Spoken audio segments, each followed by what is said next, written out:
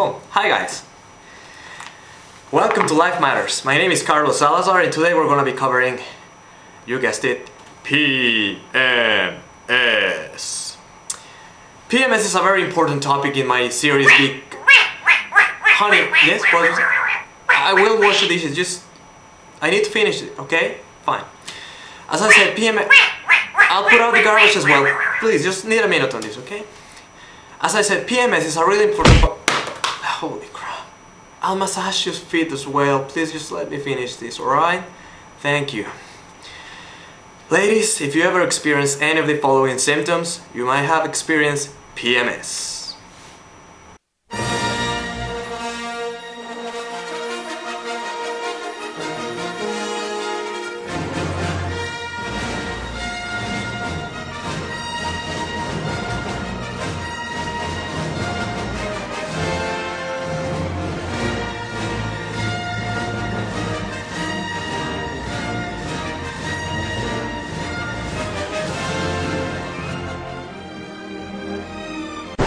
Now let me clear some confusion about PMS. PMS do not stand for permissible manslaughter or preposterous mood swings or punish my spouse.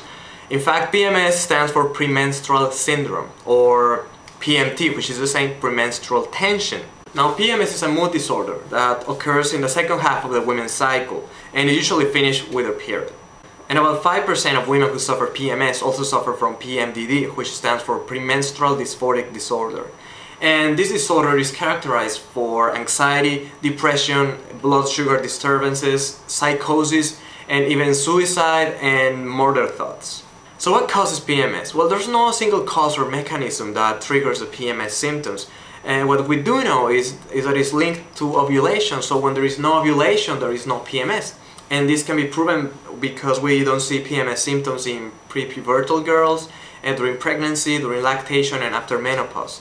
Now PMS also seems to be linked to hormonal imbalances, especially progesterone, which rises dramatically during the second part of the women's cycle. Also, people think that stress causes PMS, and stress doesn't cause it, but it can certainly make it worse.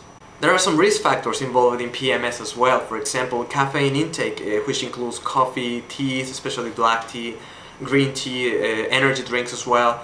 Also, alcohol consumption is a risk factor, stress is a risk factor, increasing age, history of depression, tobacco use, family history, allergies to nuts, trees, pollens can also make PMS worse.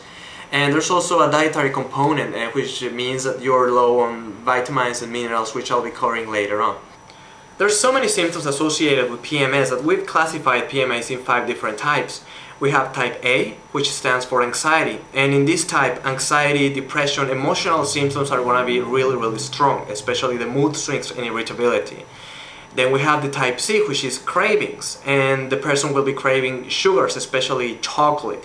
The person will also feel fatigued, tired, and headaches are really common as well.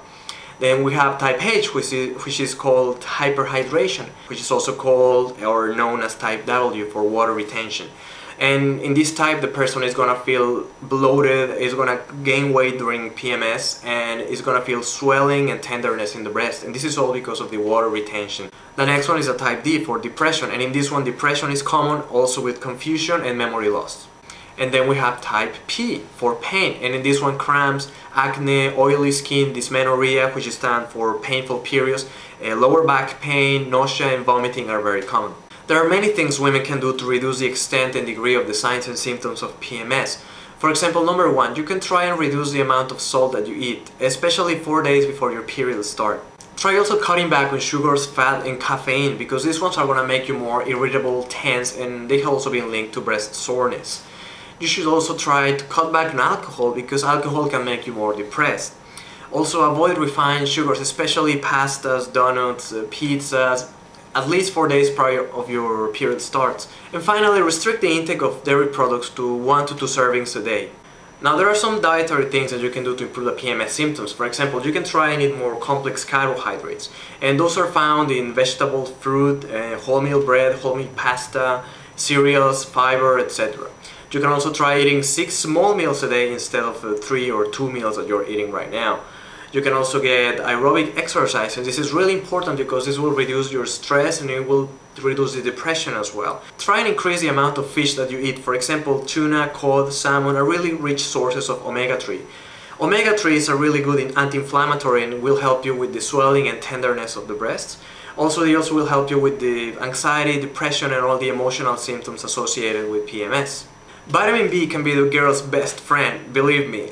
But rather than going for the multivitamin or the supplements, try to go for real foods. Vitamin B will help with the bloating, cravings, tiredness, and mood swings especially. So try to eat bananas, nuts, yogurt, chicken breast, eggs, sweet potatoes, especially in the morning. It's really good for you. And also be sure to incorporate whole grains and beans in your regular diet. Vitamin E is also very important. For example, you can make a bowl of steamed rice with asparagus and top it with roast pecans. And you can also add wheat germ oil or vegetable oils, nuts, seeds, avocados, oily fish. All those guys are really rich in vitamin E. Calcium. Calcium is also very important, and some people think calcium can also be get from milk and cheese and dairy, etc. But the reality is the best calcium is found in the green leafy vegetables. You can try asparagus, broccoli, spinaches. All that is really rich in calcium is really good for you. And finally, vitamin D. You can get vitamin D from exposure to the sun. When the sunlight touches our skin synthesizes the active form of vitamin D. So try to go for a walk and expose yourself to the sunlight for at least 10 minutes every day. Anyway, it's time for me to let you go, guys. If you have any questions, suggestions, idea, anything you want me to address in future videos, just leave it in the comments below. And you can also go to my website and you can find more information about all the topics I've been covered so far. I have to go take the garbage out now. So anyway, guys, have a good day. See you later. Bye-bye.